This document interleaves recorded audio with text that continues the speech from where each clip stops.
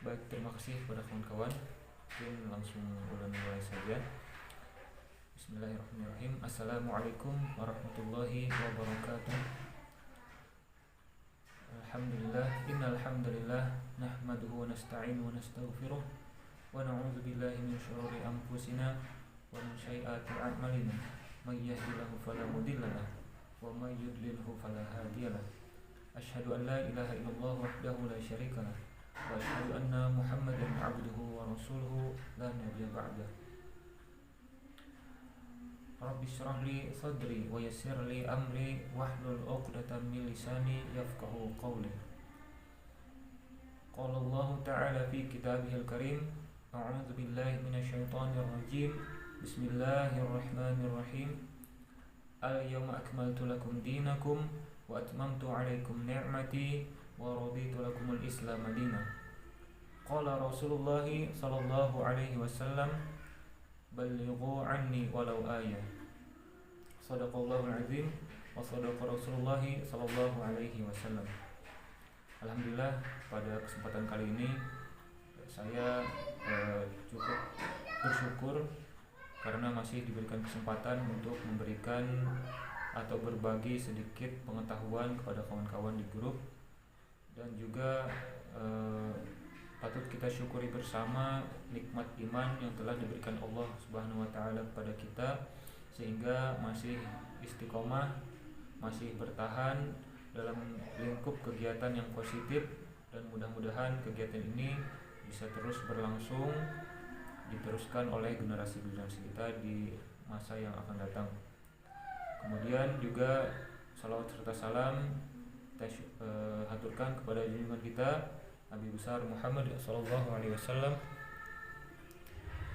karena beliau adalah suri tauladan kita yang telah menyampaikan risalah Islam ini sejak beliau hidup, kemudian diteruskan oleh para sahabat, dan mudah-mudahan juga risalah ini bisa terus diperjuangkan bukan hanya oleh para ulama, tapi juga para remaja di lingkup khususnya mungkin sosial media yang lebih gencar ya, kira-kira di akhir zaman itu seperti itu.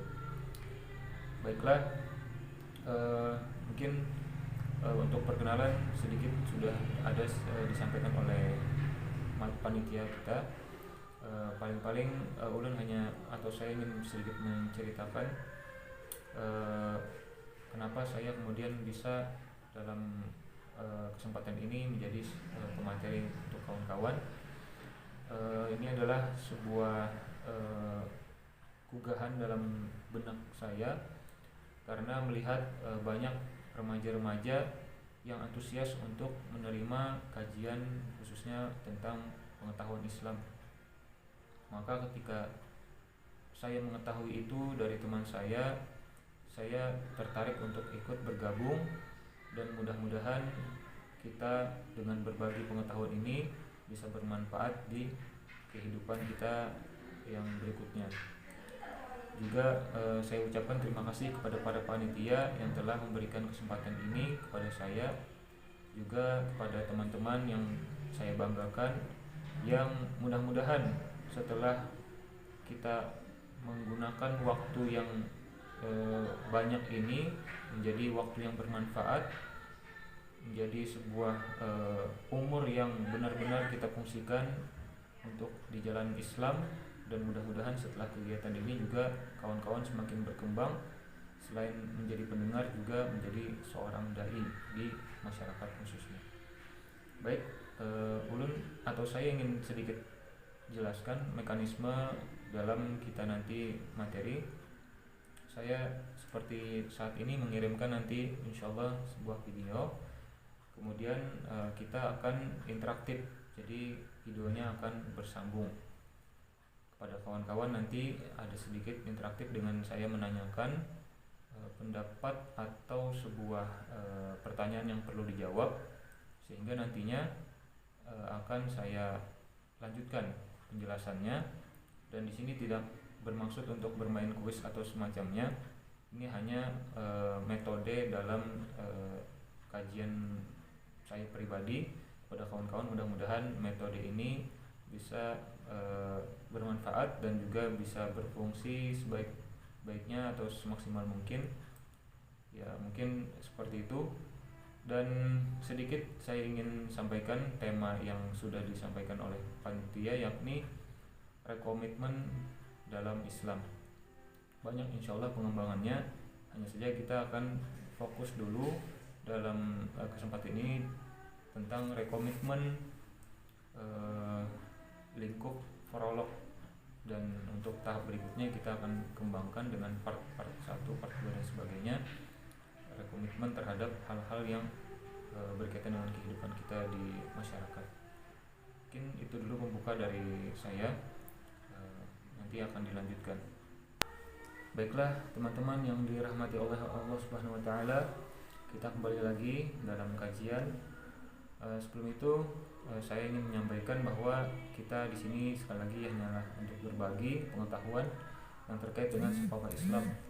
Banyak sekali juga kita kekurangan, hanya saja tentu Allah mengilhamkan kepada kita untuk senantiasa memperoleh petunjuk atau al-huda, dan itu juga layak dibagikan kepada teman-teman kita. Baik, langsung saja saya akan masuk ke dalam materi, yakni rekomitmen dalam Islam. Yang pertama-tama kita gali dulu apa itu pengertian rekomitmen, diambil dari kata dasar komitmen. Dalam Kamus Besar Bahasa Indonesia, komitmen adalah perjanjian atau keterikatan untuk melakukan sesuatu. Kemudian dari segi makna, yakni tindakan untuk melakukan sesuatu, bentuk dedikasi atau kewajiban yang mengikat pada orang lain. Kemudian itu berkaitan dengan suatu hal maupun tindakan tertentu. Nah, jadi komitmen itu adalah ada berupa perjanjian, baik itu pada diri sendiri dan juga orang lain, atau berupa tindakan yang ingin dilakukan. Kemudian ada makna rekomitmen ketika itu ditambahkan kata re di depannya. Nah, biasanya menggunakan kata depan re menandakan kembali atau membuat ulang. Nah, jadi rekomitmen adalah membuat ulang komitmen kita yang telah lalu atau yang baru, namun tidak matang secara perasaan, pemikiran dan peraturan, sehingga menjadi komitmen yang matang dan memuaskan batin. Jadi harapannya dengan rekomitmen tadi itu bisa menjadi memuaskan apabila itu diamalkan. Kemudian ada kaitannya yang dalam Islam, berarti kita jadikan segala aspek Islami ke dalam komitmen kita tadi, yakni kembali ke perasaan, pemikiran dan peraturan yang sesuai Al-Quran dan As-Sunnah. Nah, ada juga beberapa dalil yang mungkin ini bisa kita katakan yang berkaitan dengan komitmen itu. Ada dalam ayat yang berkaitan komitmen iltizam, yakni ada banyak. Yang pertama adalah ayat istiqomah. Ulun bacakan dulu Al-Qur'annya. Innal ladzina qalu rabbunallahu tsumma istaqamu fala khaufun 'alaihim wala hum yahzanun.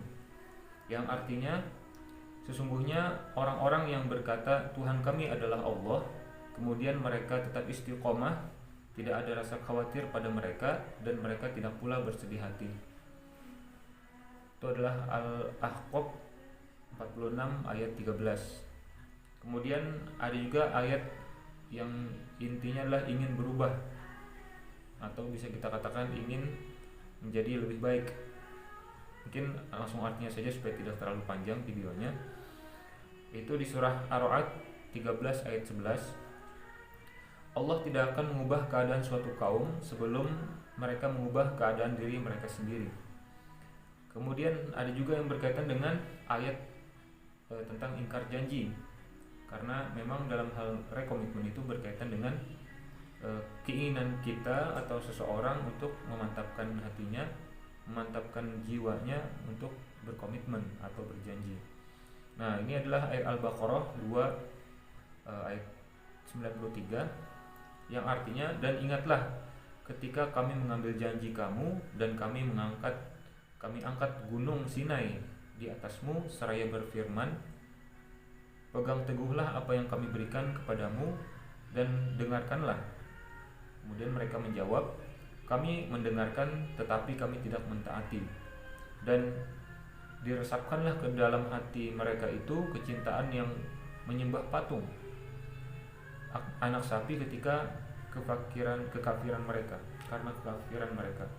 Kemudian katakanlah, sangat buruk apa yang diperintahkan oleh kepercayaanmu kepadamu jika kamu orang-orang yang beriman.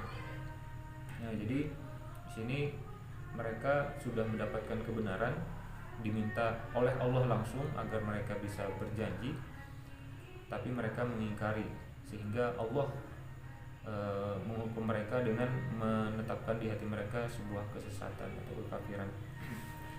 Nah, itu tadi berkaitan dengan definisi ya. Kemudian sebenarnya dalam hal komitmen itu banyak lingkupnya. Di antaranya mungkin sebagian orang memiliki teori itu sudah melingkupkan 3 hal, yakni untuk diri sendiri, kemudian dalam hal keluarga, kemudian berkomitmen dalam hal hubungan. Nah, kita di sini kan membahas tentang komitmen dalam Islam. Maka di dalam Islam ada cakupan tersendiri, yakni berkomitmen secara akidah, kemudian ibadah, kemudian muamalah dan akhlak. Contoh akidah adalah ketika seseorang meyakini adanya Allah Subhanahu wa taala, adanya Nabi Muhammad SAW dan para rasul lainnya, kemudian para malaikat, hari kiamat dan sebagainya. Itu adalah berkaitan dengan akidah, dan itu perlu dimantapkan oleh seorang muslim agar dia tidak terlalaikan oleh hal-hal yang mempengaruhinya. Jadi dia harus berkomitmen. Berkaitan dengan ibadah juga demikian. Seseorang perlu berkomitmen dalam ibadah agar senantiasa taat pada Allah Subhanahu wa taala, tentunya menjalankan segala perintah dari Allah dan menjauhi segala larangan yang dilarang oleh Allah Subhanahu wa taala. Karena itu juga berkaitan dengan baik tidaknya diri kita nanti. Kalau kita rajin beribadah, maka insya Allah akan mendapatkan kebaikan surga. Sementara kalau kita lalai dalam ibadah, tidak berkomitmen secara maksimal, maka akan ada siksa dari Allah Subhanahu wa taala, yakni nerakanya. Kemudian berkaitan dengan muamalah juga perlu berkomitmen. Di antaranya mungkin ini adalah interaksi dengan sesama muslim, sesama manusia, di mana harus adanya kebaikan dan juga kebenaran, agar tidak terlalaikan sekali lagi menjadi sebuah muamalah yang zalim, apakah itu baik untuk orang lain, zalim terhadap orang lain, atau juga zalim terhadap orang-orang di sekitar kita yang kita sayangi.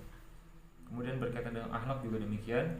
Kita perlu berkomitmen agar senantiasa melaksanakan akhlak yang mahmudah, kemudian menjauhi akhlak yang mazmumah, bahkan mungkin itu dikatakan tidak berakhlak, bisa jadi seperti itu. Nah, jadi demikian kira-kira sementara untuk definisi. Nah, berkaitan dengan agama yang diajarkan oleh Nabi Muhammad SAW, yaitu adalah pengertian agama ya, berpedoman pada kitab suci Al-Quran yang diturunkan ke dunia melalui wahyu Allah Subhanahu wa taala. Sedikit masuk tentang bagaimana aplikasi rekomitmen dalam Islam tadi ya. Nah, di sini ketika berbicara tentang rekomitmen kemudian dikaitkan dengan Islam, maka teman-teman semua, ulun juga pribadi, itu kita sama-sama untuk mencoba berkomitmen ulang, berkomitmen dengan benar-benar memantapkan niat kita bahwa kita mengabdikan umur kita, diri kita, tumpah darah kita, dan segala apa yang kita miliki adalah untuk ajaran atau untuk agama Islam.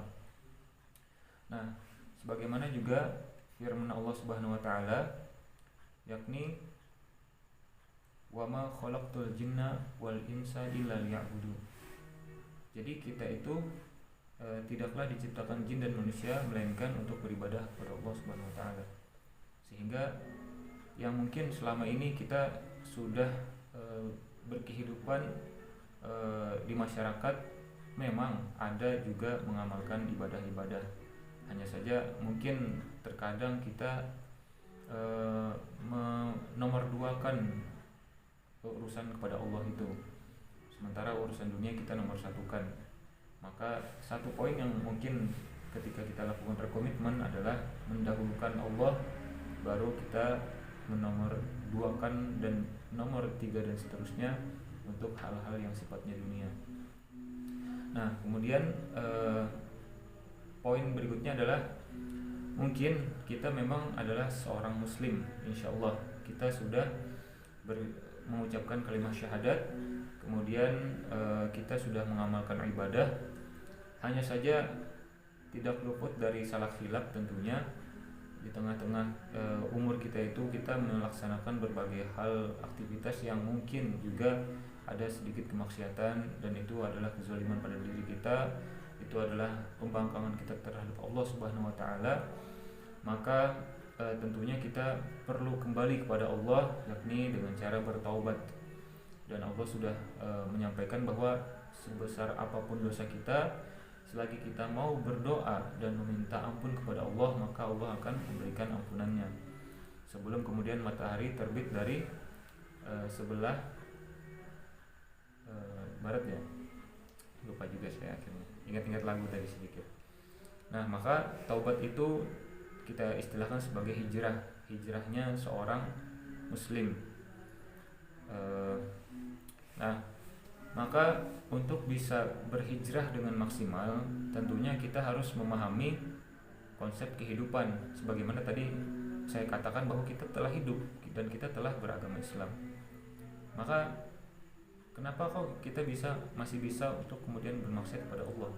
Maka tentu ada sesuatu yang masih perlu diperbaiki. Nah, rekomitmen ini adalah bagian tahapan hasil dari memperbaiki diri. Tahapan memperbaiki dirinya adalah memahami tentang hakikat hidupnya. Teman-teman semua yang dirahmati oleh Allah Subhanahu wa taala,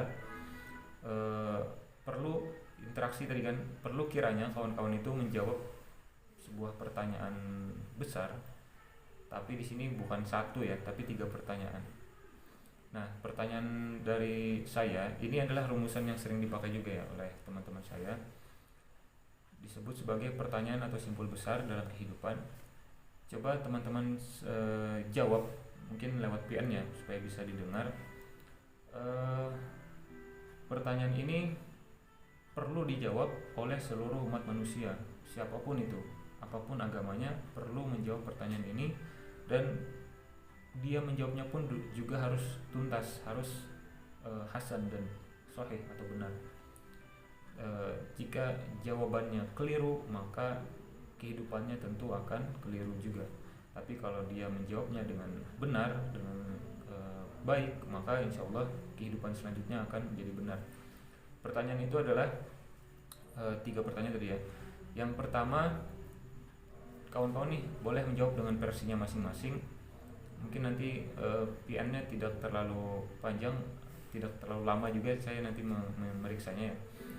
Yang penting jawabannya itu menjawab 3 pertanyaan itu, singkat padat, insya Allah seperti itu. Yang pertama adalah dari mana kita berasal, yang pertama. Yang kedua, apa tujuan hidup kita di dunia, apa yang kita kejar di dunia. Dan pertanyaan yang ketiga, akan kemana kita setelah kehidupan ini. Nah, kira-kira seperti itu. Jadi saya potong lagi ya videonya, silahkan kawan-kawan kita interaktif dulu. Baiklah teman-teman yang dirahmati oleh Allah Subhanahu wa taala, sebagai closing ya, karena mungkin sudah kemalaman, ini insyaallah cukup untuk menutup sesi malam hari ini. Sepertinya memang kajian akan dilanjutkan besok hari. Jadi pertanyaan 3 tadi itu sebenarnya dijawab oleh beberapa orang dengan versi mereka masing-masing, yakni ada 3 versi yang paling minimal atau yang memungkinkan untuk menjawab pertanyaan tadi. Versi yang pertama, atau kita katakan orang yang pertama ya, dia akan menjawab berdasarkan keyakinannya, pemikirannya, dan juga hal-hal yang menurut dia sudah cukup untuk menjawab pertanyaan tersebut. Orang yang pertama adalah orang-orang yang berpemahaman materialis, artinya dia memiliki pemahaman tentang kehidupan itu berupa materi. Materialis ini adalah orang-orang yang ketika ditanya dengan pertanyaan pertama, dari mana kita berasal, maka dia akan menjawab bahwa kita itu dari materi. Materi mungkin ada teori ya, misalkan semacam dari atom-atom segala macam gitu kan. Kemudian bisa menjadi hewan kecil, menjadi ikan, kemudian menjadi beludru, kemudian menjadi katak punya kaki, kemudian sampai ke hewan-hewan berikutnya hingga menjadi seorang manusia. Ada yang seperti itu ya kira-kira. Nah, jadi orang yang pemikirannya adalah materialis atau kebendaan, maka dia akan menjawab bahwa asal manusia adalah dari sebuah materi. Kemudian apa tujuan hidup di dunia itu, pertanyaan yang kedua yang seperti itu kan. Jadi orang-orang materialis itu akan menjawab bahwa di dunia itu mencari kelimpahan materi. Bagaimanapun caranya dia akan berusaha untuk mendapatkan materi untuk memenuhi segala keinginannya, karena baginya dunia itu adalah tentang materi. Nah, kemudian menjawab pertanyaan yang ketiga, dia akan mengatakan bahwa setelah kehidupan ini dia akan kembali menjadi materi. Jadi entah itu menjadi tanah, hilang dan sebagainya. Makanya ketika hidup di dunia dia memuaskan dirinya karena baginya tidak ada lagi kehidupan setelah ini. Makanya setelah kehidupan dia sebelum kehidupan ini berakhir dia harus memuaskan dirinya dulu. Nah, jadi seperti itu. Dan jawaban orang yang pertama ini adalah jawaban yang cacat ya. Dia salah dalam menjawab bagaimana hakikat kehidupan. Tentu akan rugi sekali. Nah, jawaban dari orang yang kedua ini memiliki pemahaman dalam bahasa ilmiah itu sekuleris ya. Artinya dia memisahkan antara perkara kehidupan di dunia dengan perkara akhirat atau berkaitan dengan agama. Itu dia pisahkan. Sehingga ada ranah dia bisa menjelaskan secara agama, tapi juga ada ranah dia menekankan hanya cukup dengan penjabaran duniawi. Ketika pertanyaan yang pertama, dari mana asal manusia, maka jawabannya mungkin masuk akal bahwa kita berasal dari orang tua kita, nenek kita, datuk kita, kemudian nenek moyang kita dan sebagainya, sampai kepada Nabi Adam dan sampai kepada berasal dari penciptaan Allah Subhanahu wa taala, dari Tuhan biasanya seperti itu. Hanya saja ketika dia ditanya tentang kehidupan di dunia, pertanyaan yang kedua, apa tujuan hidup di dunia, maka disinilah dia salah menjawab. Bagi dia urusan ibadah, oke, dia laksanakan ibadah, sholat, puasa, zakat dan sebagainya.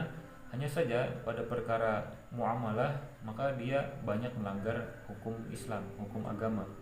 Misalkan semacam berdagang dia curang, kemudian lagi menipu orang segala macam. Nah, dia merasa bahwa cukup dengan ibadah, sholat, segala macam tadi itu cukup untuk bekal dia ke akhirat, bekal dia ke surga. Tidak memikirkan bagaimana kehidupan itu, tentang muamalah, dia ternyata ada kecurangan di sana.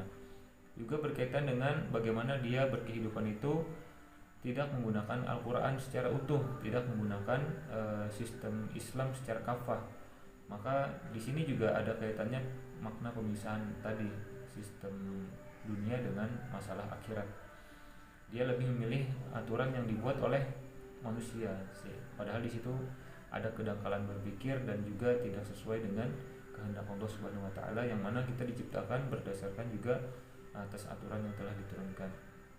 Nah, kemudian pada perkara jawabannya, pertanyaan yang ketiga, mereka menjawab bahwa setelah kehidupan ini maka mereka akan kembali ke surga karena mereka telah beribadah kepada Tuhannya, menjalankan segala amal baik yang menurut dia adalah sudah tuntas.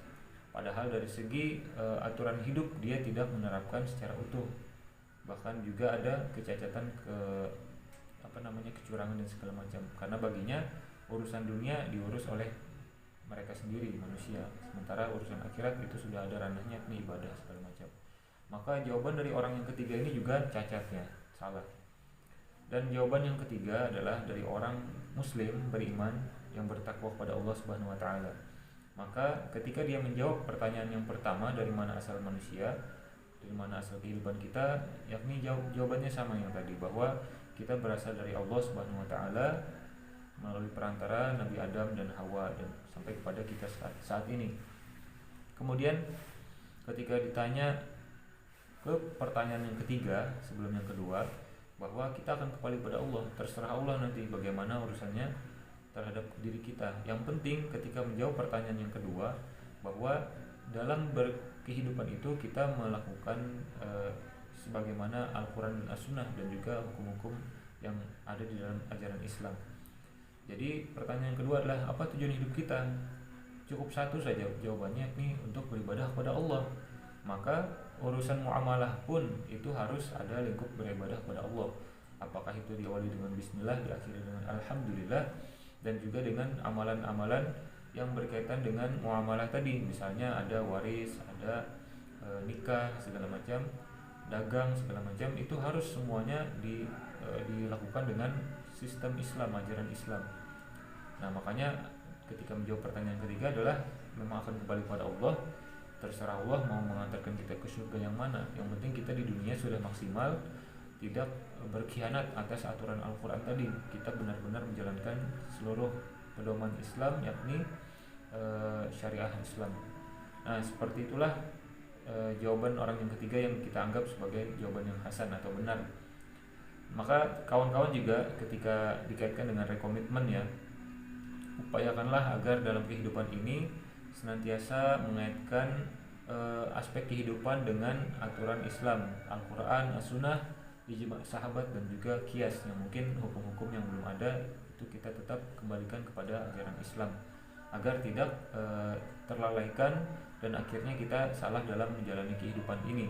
Dan lingkupannya memang banyak tuh contoh orang-orang yang akhirnya dia tidak begitu memahami Islam dan juga tidak mau menerapkan Islam secara keseluruhan, akibat itu tidak benar dalam menjawab pertanyaan besar tadi.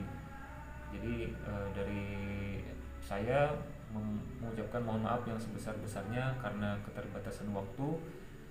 Insyaallah yang berkaitan dengan poin rekomitmen lebih mendalam akan kita lanjutkan paling terakhir ya besok insyaallah, apabila masih ada waktu, dan saya pribadi masih ada insyaallah waktu apabila memang diperlukan oleh panitia insyaallah. Baik, marilah kita tutup majelis ini dengan mengucapkan hamdalah alamin, istighfar 3 kali, astagfirullahaladzim, astagfirullahaladzim, astagfirullahaladzim, dan doa kafaratul majelis. Subhanakallahumma wa bihamdika asyhadu an la ilaha illa anta astaghfiruka wa atubu ilaik. Wassalamualaikum warahmatullahi wabarakatuh. Syukran.